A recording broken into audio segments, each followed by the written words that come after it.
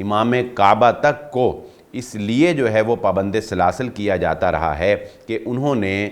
حکام بالا کی جو روشن خیالی تھی یا ان کا جو لبرلزم تھا یا جو شریعت محمدیہ صلی اللہ علیہ وآلہ وسلم کے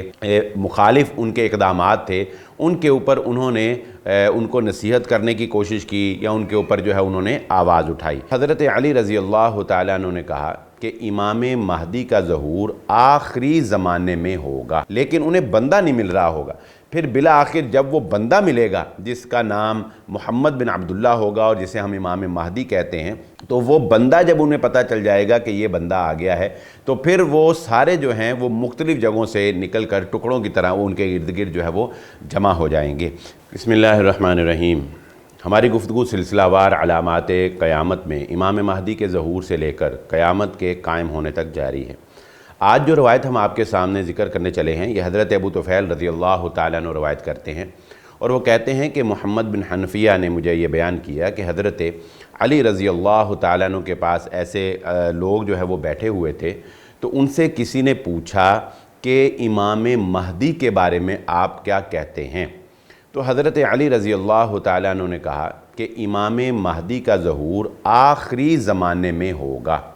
وہ وقت مسلمانوں کے لیے اس قدر مشکل ہوگا کہ حضرت علی رضی اللہ تعالیٰ عنہ فرماتے ہیں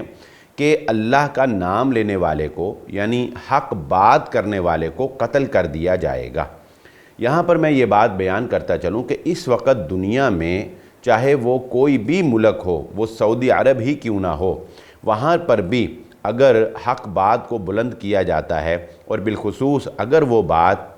حکام بالا کے خلاف جاتی ہے، بات اگرچہ وہ حق کی ہو، سچ کی ہو، لیکن اگر وہ بات آپ کے موجودہ بادشاہ کے خلاف جا رہی ہوتی ہے، بادشاہتی نظام کے خلاف جا رہی ہوتی ہے، تو نہ صرف یہ کہ آپ کی آواز کو بند کر دیا جاتا ہے، بلکہ آپ کو ایسی عبرت کا نشان بنا دیا جاتا ہے کہ اس کو دیکھ کر بعد والے بھی بہت سے لوگ جو ہیں وہ حق کی آواز اٹھانے سے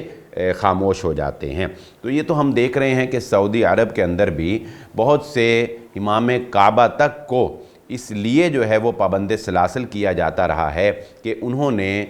حکام بالا کی جو روشن خیالی تھی یا ان کا جو لبرلزم تھا یا جو شریعت محمدیہ صلی اللہ علیہ وآلہ وسلم کے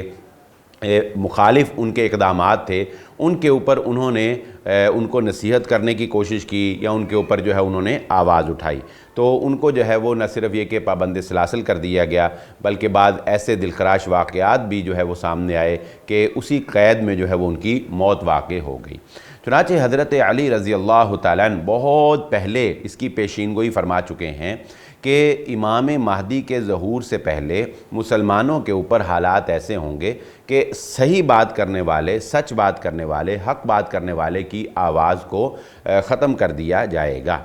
پھر حضرت علی رضی اللہ تعالیٰ عنہ فرماتے ہیں کہ ان کا جب ظہور ہوگا تو لوگ جو ہیں وہ مختلف جگہوں سے بکھرے ہوئے لوگ جو ہیں اللہ رب العزت ان کے درمیان اکٹھا کر دے گا، یعنی وہ لوگ جو ان کے مددگار بننے ہیں وہ بکھرے ہوئے ہوں گے۔ اس سے یوں سمجھ آتی ہے کہ لوگ حالات کو بھانپ تو رہے ہوں گے، لیکن انہیں کوئی بندہ ایسا نہیں مل رہا ہوگا کہ جس کے ارد گرد جمع ہو کر وہ حق کی بات کو آگے پہنچا سکیں، یا جس کے گرد جمع ہو کے وہ امر بالمعروف اور نہی عن المنکر کا کام جو ہے وہ کر سکیں۔ اس کو ایک مثال سے حضرت علی رضی اللہ تعالیٰ عنہ نے یوں بھی سمجھایا کہ فرمایا کہ جیسے کہ ایک بادل ہوتا ہے تو بہت سے ٹکڑوں کے اندر وہ ایسے تقسیم ہوا ہوتا ہے، پھر اللہ رب العزت ہواؤں کو چلاتا ہے اور وہ ٹکڑے جو ہے وہ آپس میں ملتے ہیں اور ایک بڑا بادل جو ہے وہ بن جاتا ہے، اور وہ بڑا بادل جو ہے وہ پھر زمین کو سیراب کرتا ہے۔ چنانچہ ایسے ہی ہوگا کہ لوگ جو ہیں وہ ایمان والے لوگ اور دین والے لوگ، توحید والے لوگ، وہ اپنی اپنی جگہوں پر ٹکڑوں کے اندر کوئی 2 بندے، کوئی 4 بندے، کوئی 5 بندے وہ بیٹھے ہوئے ہوں گے اور وہ حالات کو بھی بھانپ رہے ہوں گے اور وہ دیکھ رہے ہوں گے سب کچھ، لیکن انہیں بندہ نہیں مل رہا ہوگا۔ پھر بالآخر جب وہ بندہ ملے گا جس کا نام محمد بن عبداللہ ہوگا اور جسے ہم امام مہدی کہتے ہیں، تو وہ بندہ جب انہیں پتہ چل جائے گا کہ یہ بندہ آ گیا ہے تو پھر وہ سارے جو ہیں وہ مختلف جگہوں سے نکل کر ٹکڑوں کی طرح وہ ان کے ارد گرد جو ہے وہ جمع ہو جائیں گے۔ پھر حضرت علی رضی اللہ تعالیٰ عنہ فرماتے ہیں کہ پھر اللہ رب العزت جو ہے وہ ان کی مدد کرے گا، اور اللہ رب العزت دنیا کے اوپر جو ہے وہ ان کو غلبہ دے گا، یہاں تک کہ وہ دنیا میں وہ پوری روایات جو ہم نے آپ کے سامنے رکھی ہیں وہ دنیا کے اوپر امن و امان قائم کر دیں گے۔ کیونکہ اسی روایت میں حضرت علی رضی اللہ تعالیٰ عنہ نے یہ بات ارشاد فرمائی کہ اللہ رب العزت امام مہدی کے ساتھ جمع ہونے والوں کو جو فضیلت دے گا وہ فضیلت نہ اس سے پہلے نہ اس کے بعد کسی کو دی گئی۔ یعنی اس کا پتہ ہمیں مختلف روایات سے بھی ملتا ہے جو اللہ کے نبی صلی اللہ علیہ وسلم نے بیان فرمائی ہیں کہ امام مہدی کا ساتھ دینے والے لوگ بہت ہی خاص الخاص لوگ ہوں گے، بلکہ حضرت علی رضی اللہ تعالیٰ عنہ نے تو یہاں تک یہ بات ارشاد فرمائی کہ وہ جو چھوٹے چھوٹے ٹکڑوں کے اندر بٹے ہوئے لوگ جنہوں نے امام مہدی کے ساتھ آ کر ملنا ہے وہ کوئی بڑی ہزاروں اور لاکھوں کی تعداد کے اندر نہیں ہیں، بلکہ ان کی تعداد کتنی ہوگی؟ حضرت علی رضی اللہ تعالیٰ عنہ فرماتے ہیں کہ اصحاب البدر جتنی تعداد ان کی ہوگی،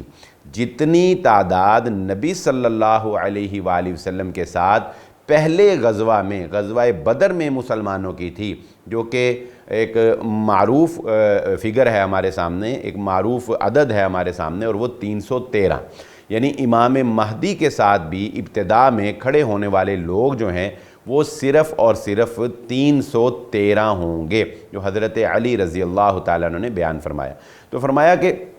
بہت فضیلت والے یہ لوگ ہوں گے۔ تو حضرت محمد بن حنفیہ نے جب حضرت ابو طفیل کو پوچھا کہ آپ بھی کیا چاہیں گے کہ امام مہدی کے لشکر میں آپ بھی شامل ہو جائیں، تو انہوں نے کہا کہ کیوں نہیں۔ تو پھر انہوں نے بتایا کہ پھر یاد رکھنا یہ بیت اللہ اور مقام ابراہیم کے درمیان میں امام مہدی کے ہاتھ پر بیعت کی جائے گی۔ یہاں سے ہمیں یہ پتہ چلتا ہے کہ ان نیک لوگوں کا ذوق اور شوق نیکی میں کتنا زیادہ تھا کہ اس کے بعد حضرت ابو طفیل رضی اللہ تعالیٰ عنہ کہتے ہیں کہ اس کے بعد انہوں نے مکہ نہیں چھوڑا یہاں تک کہ ان کی موت واقع ہو گئی۔ صرف اس نیت اور اس ارادے سے انہوں نے مکہ نہیں چھوڑا کہ وہ یہ انتظار کرتے رہے کہ اگر امام مہدی کا ظہور ہو جائے تو میں ان کے ہاتھ پر بیعت کر کے اس فضیلت میں شامل ہو جاؤں جو فضیلت ان کے لشکر میں شامل ہونے والوں کو ملنی ہے۔ جبکہ یہ معاملہ تو احادیث میں حالانکہ انہوں نے پڑھا تھا اور نبی صلی اللہ علیہ وسلم کی روایات بھی انہوں نے سنی ہوں گی کہ یہ تو آخر زمان میں، حضرت علی نے بھی کہا کہ یہ آخری زمانے میں ہونا ہے، لیکن ایک ذوق اور شوق کی بہرحال بات ہے۔ تو امام مہدی کا جو ظہور ہے اس کے خواہشمند لوگ، امام مہدی کے ظہور کے خواہشمند مسلمان جو ہیں وہ اس انتظار میں بھی ہیں کہ یہ سعادت جو ہے یہ انہیں حاصل ہو جائے کہ وہ کاش اس کے لشکر میں، ان کے لشکر میں شامل ہو جائیں۔ لیکن اس شمولیت کے لیے ایمان کی مضبوطی چاہیے، توحید کے اوپر پختگی چاہیے۔ حضرت علی رضی اللہ تعالیٰ عنہ نے اسی روایت کے اندر یہ بات بھی ارشاد فرمائی کہ جو لوگ امام مہدی کا ساتھ دینے والے ہوں گے، یعنی ابتدائی 313 لوگ جو ہیں، ان کی ایک خوبی یہ ہوگی کہ حضرت علی فرماتے ہیں وہ کسی کے خوف دلانے سے خوف زدہ نہیں ہوں گے اور کسی کے انعام دینے سے خوش نہیں ہوں گے۔ یعنی آج ہم دیکھتے ہیں کہ آواز کو دبانے کے لیے دو ہی بڑے حربے استعمال کیے جاتے ہیں، اور وہ ہے کہ خوف کے ذریعے سے کسی کی آواز کو دبایا جا سکتا ہے اور انسان بہرحال خوف زدہ ہوتا بھی ہے، اور یہ شریعت نے ایک رخصت بھی دی ہے کہ جب معاملہ انسان کی برداشت سے باہر چلا جاتا ہے تو اگر وہ